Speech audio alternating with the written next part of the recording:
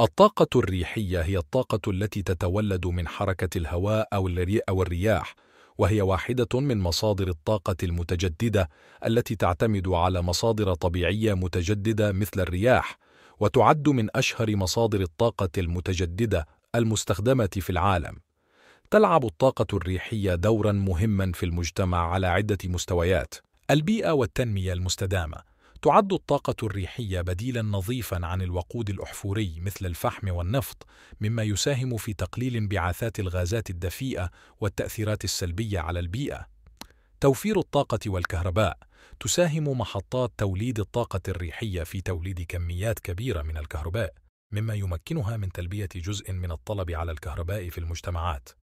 تنويع مصادر الطاقة. بفضل الطاقة الريحية يمكن للمجتمعات التنويع في مصادر الطاقة التي يعتمدون عليها، مما يزيد من استدامة النظام الطاقوي. خلق فرص عمل.